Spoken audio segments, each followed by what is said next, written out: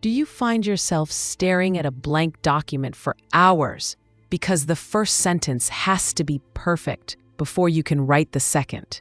Have you ever spent 3 hours crafting a 2-sentence text message, analyzing every word for potential misinterpretation before finally deleting it entirely?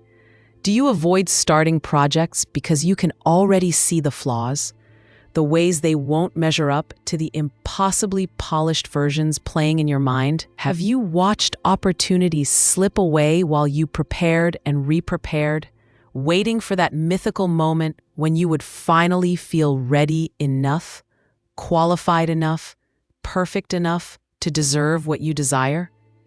Does the thought of someone seeing your rough drafts, your messy process, your behind-the-scenes reality make your chest tighten with shame? I'm Harmony Ziba, and if these questions made your stomach clench with recognition, you are not weak, lazy, or fundamentally flawed. You are trapped in what I call the perfectionism prison, a psychological cage built from impossible standards that promises safety but delivers only suffering. Today, we will explore the cutting-edge neuroscience that reveals how perfectionism hijacks your brain's reward system, creating addiction-like patterns where nothing ever feels satisfying enough. While your anterior cingulate cortex, the brain region responsible for detecting errors, becomes hyperactive, scanning relentlessly for flaws that may not even exist. We'll then journey into the spiritual understanding that your soul was never designed for flawless performance, but for authentic expression, and how divine love celebrates your beautiful imperfection rather than demanding impossible standards. Finally, we'll embody 3 transformative affirmations that will reprogram both your neural pathways and your spiritual connection. I am enough as I am to unlock the prison door. I am learning through doing to dissolve the paralysis of waiting for readiness. And I am beautifully imperfect to transform your perceived weakness into your most authentic strength. The neuroscience of perfectionism reveals something both fascinating and alarming about how your brain becomes addicted to impossible standards. Dr. Brené Brown's research at the University of Houston, combined with brain imaging studies from Stanford's Neuroscience Institute, shows that perfectionism activates the same neural pathways as addiction.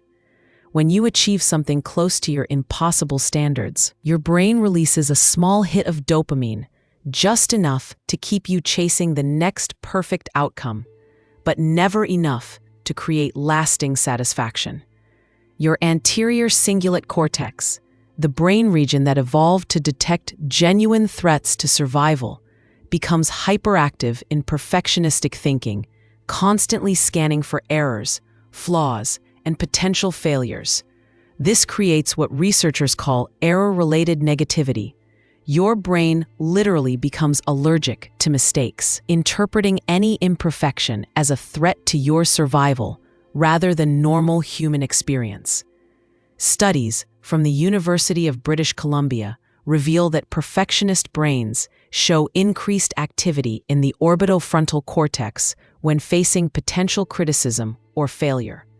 This region floods your system with stress hormones like cortisol, creating the physical sensation of anxiety and dread that accompanies thoughts of being found out as imperfect. Your nervous system responds to the possibility of making a mistake with the same intensity it would use to flee from a physical predator.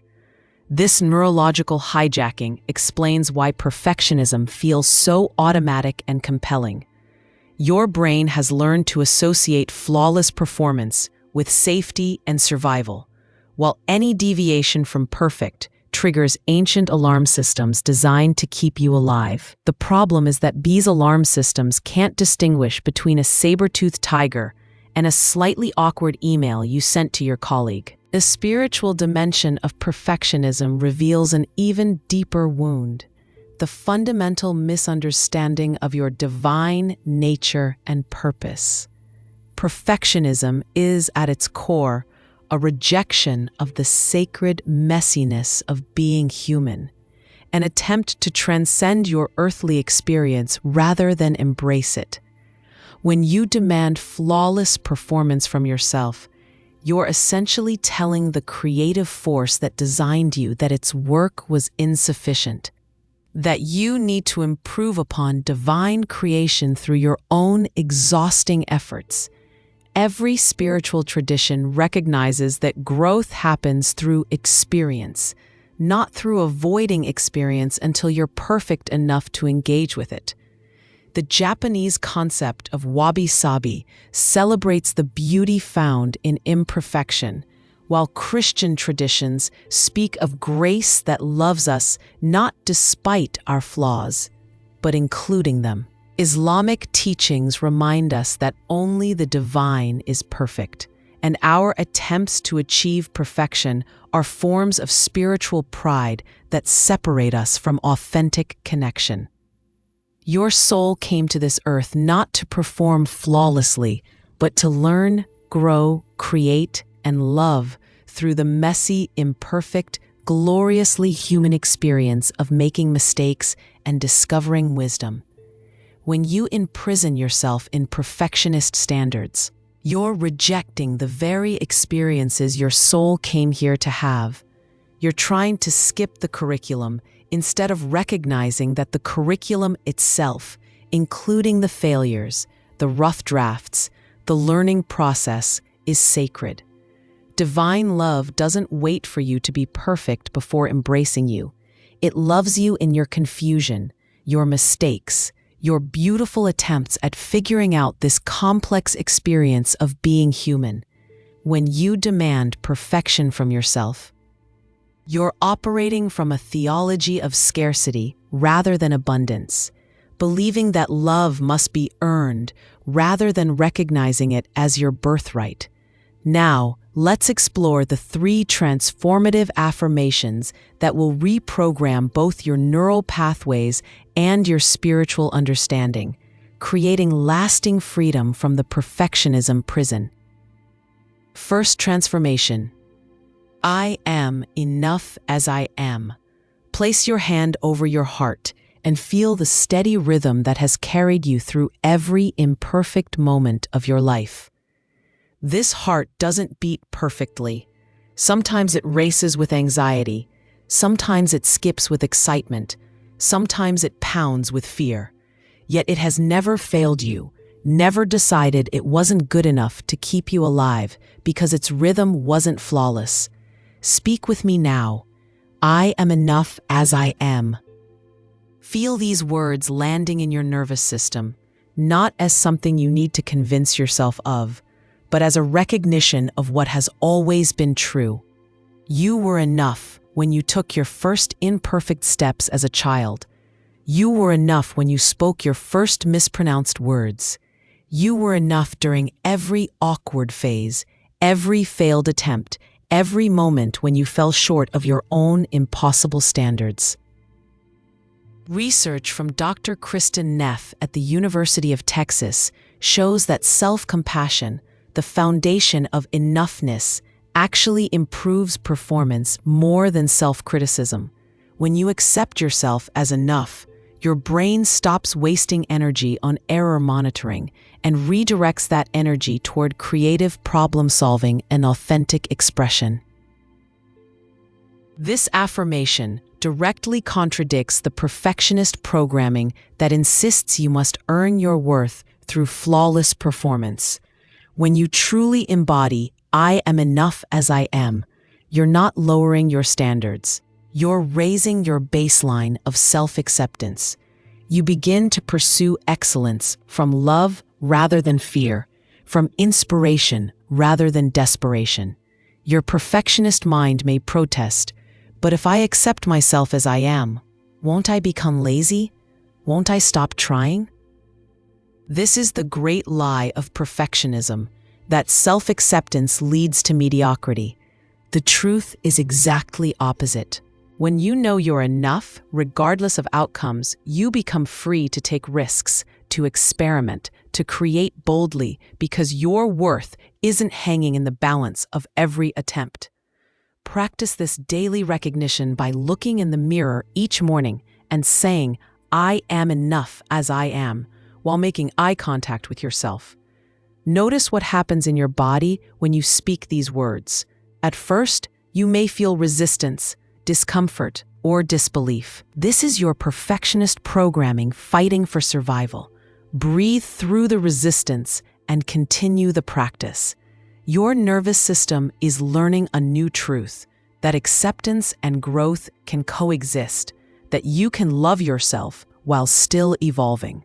Second transformation. I am learning through doing. Your second key to prison escape lies in understanding that readiness is not a prerequisite for action. Action creates readiness. Perfectionism convinces you to wait until you know exactly how to do something before attempting it. But this creates an impossible paradox. You can only learn by doing, yet perfectionism demands you already know before you begin. Speak with me. I am learning through doing. Neuroscientist Dr. Alvaro Pascual-Leon's research on neuroplasticity shows that your brain literally cannot create new neural pathways without engaging in imperfect attempts. Every time you try something and make mistakes, you're building the neural architecture that will eventually lead to mastery. Perfectionists try to skip this essential phase, wanting to download competence without going through the beautiful, messy process of learning. Think of a child learning to walk. They don't wait until they're certain they won't fall before taking their first steps. They fall hundreds of times, get back up, fall again. And through this process of imperfect attempts, their brain maps the complex coordination required for walking. If children operated with perfectionist logic, none of us would ever learn to walk, because the first attempt is always imperfect. This affirmation transforms procrastination from a character flaw into valuable information about perfectionist programming. When you find yourself endlessly preparing instead of starting, when you research for months without taking action, when you wait for the perfect moment that never arrives, you're not being lazy. You're being paralyzed by the impossible demand for guaranteed success. I am learning through doing gives you permission to begin before you're ready, to publish before it's perfect, to speak before you have all the answers. It reframes every mistake from evidence of inadequacy into data for improvement. It transforms your relationship with failure from something to be avoided at all costs into something to be embraced as essential curriculum. Studies from MIT's Department of Brain and Cognitive Sciences reveal that people who embrace learning through doing show increased activity in the prefrontal cortex, the brain region responsible for executive function and creative problem solving. When you give yourself permission to learn through action rather than demanding perfection from the start, your brain literally becomes more innovative and adaptable. Practice this transformation by identifying one project you've been postponing because it doesn't feel ready yet. Commit to taking one imperfect action toward that project today. Not the perfect action, not the final action, but simply the next action. Notice how your body feels when you choose progress over perfection. You're retraining your nervous system to value movement over stagnation, learning over knowing, courage over comfort. Third transformation. I am beautifully imperfect. Your final transformation requires the radical acceptance that imperfection is not a flaw to be hidden, but a feature to be celebrated. In Japanese art, there's a technique called kintsugi, where broken pottery is repaired with gold, making the cracks visible and beautiful rather than hiding them. The repaired piece is considered more valuable than the original because it has a story, because it has survived breaking and chosen to become beautiful in a new way. Speak with me. I am beautifully imperfect. This affirmation directly challenges the perfectionist belief that flaws must be concealed, that vulnerability is weakness, that authentic humanity is something to be ashamed of. When you embrace your beautiful imperfection, you're not giving up on growth, you're giving up on the exhausting pretense that you should already be finished growing. Research from Dr. Amy Cuddy at Harvard Business School shows that people who embrace their imperfections actually appear more competent and trustworthy to others than those who try to project flawless images. Imperfection makes you relatable, approachable, human. It creates connection where perfection creates distance. Your imperfections are not obstacles to your purpose. They are often the very qualities that make you uniquely qualified for your purpose. The business leader who struggled with anxiety understands how to create psychologically safe workplaces. The artist who faced rejection develops the resilience to support other emerging creators. The parent who made mistakes raises children who know they're loved unconditionally, not just when they perform perfectly. What you've been trying to hide or fix about yourself may actually be your greatest gift to the world. Your sensitivity, your questions, your struggles, your unique way of seeing things. These aren't flaws to be corrected, but qualities to be honored and shared. Perfectionism programs you to believe that you must be the finished product before you can offer anything of value.